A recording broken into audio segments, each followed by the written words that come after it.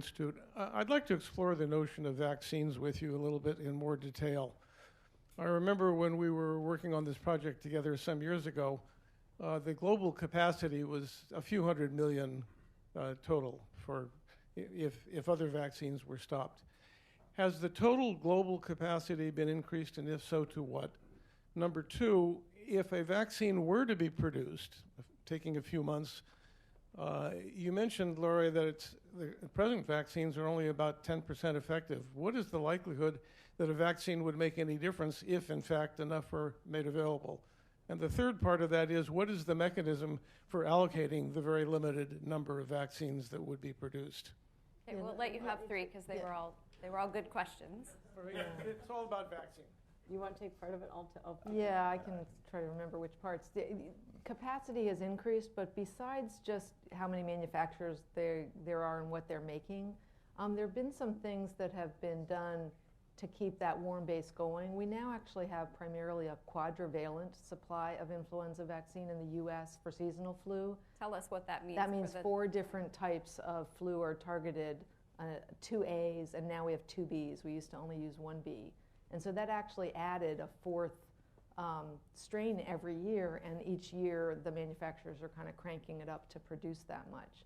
So that just gives you more of a chance that you're going to hit the right one, the one that well, ends up being... it turns out that you really have a 50-50 chance of picking the right B strain, so it made sense to put 2 Bs in there, and it's often more of a problem in children, and there were reasons that it made sense to expand the annual formulation. But it also means that the manufacturers are producing more vaccine because each type has to be grown up as if it was its own vaccine. What you do in a pandemic is either replace the seasonal vaccination, or what we did in 2009, you may remember, we all got our seasonal flu vaccines, and then we made a monovalent vaccine just against the type. So there is more capacity. I think the thing that with the 10% is, it's very unfortunate that we've had years where it's 0 or it's extremely low. In 2009, it was about 60% effective, the monovalent vaccine we made. The problem wasn't the effectiveness, the problem was the supply, that it just took too long to get it. We had a spring wave that was a good warning. The manufacturers and developers tried to make product. It was very difficult to produce the quantities that they were trying to produce. So we missed much of the fall wave. So I would say, that it's always worth trying to produce vaccine, but you have a lot of work to do while you're waiting for that. And that's where those non-pharmaceutical measures become important. And he did have a good question about how we prioritize, and different communities have looked at that question, right? Yeah, one of the interesting things that was done before the 2009 pandemic in the sort of run-up of pandemic preparedness was community engagements to figure out how should you use scarce resources. And it was very interesting to me that the medical groups that looked at this did a very analytic approach. They said, where are the deaths going to be? So vaccinate the elderly because they're more likely to die. Vaccinate, maybe the very, very young, they're more likely to die. Or vaccinate people who have underlying medical problems, they're more likely to die. When communities were asked that same question, there's not enough, who should get it first while we're making more? And this is, I know some of you are just back from Puerto Rico, this might hit home for you. They said, keep society going. People are going to die from this pandemic, but if we don't have electricity, or we don't have the banks, or maybe now we would say the internet, make sure those critical workers and the healthcare workers are actually protected first, and then we'll, wait in line or something. But they said, don't go for the elderly, even if a lot of us are elderly, because the second and third order effects will be so bad if healthcare workers and other critical workers aren't protected. But I think when we go to the global level, we don't have a good plan. We have a catastrophic situation. Yeah. The bottom line is that if you're from a rich country that makes vaccine, you're going to get more supply or some supply. And the further down the pecking order you are, the less likely your nation is to receive meager supplies, as even if they are only 10% effective, much less truly effective. And we need a radically new approach to this whole vaccine issue. It's not just flu. I mean, the world ran out of yellow fever vaccine this year. and in the midst of outbreaks. And the only way we stopped the African outbreak in Angola and Congo was by diluting available vaccine supply fivefold and loading in adjuvant. And those of you that know any immunology know adjuvant is just a polite way of saying, here's some gunk that makes the immune system react more strongly when it's exposed to the particular antigen, the agent that you're trying to build a response against. And that's one of the things that's now happened with influenza vaccine supplies. In order to create a greater sense of fairness in the world and try to have supplies adequate to meet poor countries, rich countries, middle income, all of them, the supplies are being diluted and more adjuvant is being loaded in. It's probably not helping us get to what we need. What we really need, and everybody knows it, is a universal influenza vaccine with cross-reactivity that doesn't have to be made freshly every single year against specific circulating strains. And I would add that, and John mentioned this, the pace of the emergence of strains is hastening. It's not, it's a pure coincidence sometimes that the strain that happened to be included in the quadrivalent vaccine just happens to be the one that came to town, because we have so much going on out there. And it's tough to say to manufacturers, you have to somehow miraculously get the right combination and guess correctly so that whatever comes swooping into town is reflected in your vaccine. Yeah. And I'd like to, this doesn't relate directly to vaccines, but one of the, in terms of the ethics of who gets what, there was a lot of planning among governments since 2004.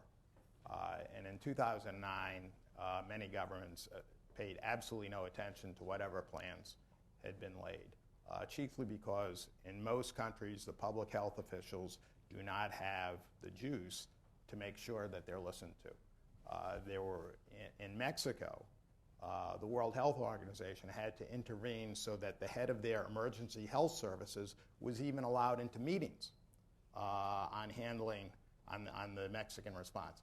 And Mexico actually told the truth. They ended up getting punished for it.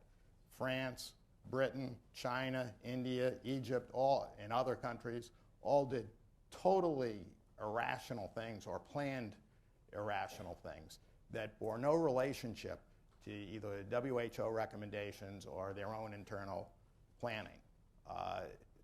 One of the reasons I accepted the invitation to come here is because of the audience, and in the hope that somebody in the audience has some influence on government and get them to listen, number one, to put some money, more money, into the universal vaccine research, which is ongoing, and the other, to get them to listen to the public health professionals if a crisis does erupt.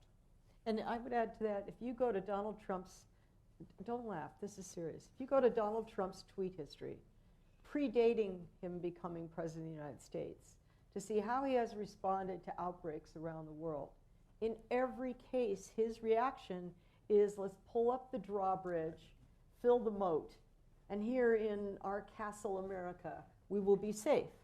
And there's the only evidence that quarantining a nation, blocking yourself off from the rest of the world, has any effect on influenza are the following. One, Tasmania had the lowest death toll in 1918.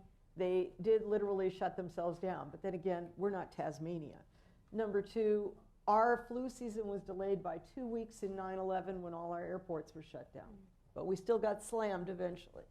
Number three, New Zealand has done its own analysis of what if that island's nation shut itself off to all travel, all trade, and they figured they would buy themselves 30 days. All right? The United States can never shut itself off to the rest of the world. Our economy, as you point out, would collapse very quickly. And it's just not possible. So our big challenge is a president and an administration that is mired in a kind of thinking about disease threats reflected in how they responded to Ebola, how he has responded to the threat of vaccine-associated side effects, and on and on and on. It's an administration mired in a notion that imagines that America can cut itself off from immigrants, cut itself off from the world, and be safe. Well, and clearly, even under the previous administration, there were some, a nexus between politics and public health, and when there's a lot of political pressure to do something to stop something scary like Ebola, we saw some measures taken like quarantines in certain situations that were not recommended by public health professionals. I don't know if before we go to the next question, Dr. Schuchat wants to address the politics versus the public health issue. I mean, we have many instances in history where we or others have reacted poorly to public health emergencies, and I think that there are now a couple frameworks that help us. There's international health regulations that got updated after the SARS outbreak that really tried to change the cultures in countries, including all over the world, to say that transparency mattered and that sharing information mattered because it was going to hurt you to cover things up the way that China did during SARS. The Global Health Security Agenda now is a similar partnership of about 70 governments and private sector partners trying to help make sure that every country has the ability to find, stop, and prevent outbreaks, and that the world as a community will surge rapidly and not, let that particular area go. And it's in everybody's best interest to do it. The H1N1 pandemic obviously did start in North America.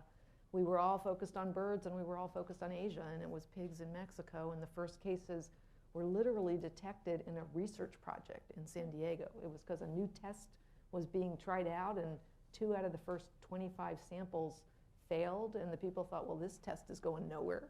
And then it turned out those 2 strains were the first detections of this novel strain that became a pandemic. So we have frameworks, but I think the thing is, how do we behave in the middle of a crisis? And many of the governments in public health, as well as other sectors, have been drilling, doing exercises, practicing, and I would say even with transitions of administrations, there are exercises so that new leaders learn, well, who does what when it comes to an emergency? We have these 3 simultaneous hurricanes, and so the administration is dealing with how does it work? What does FEMA do? What do the other departments or agencies do in the middle of an emergency? Let's get a question over there.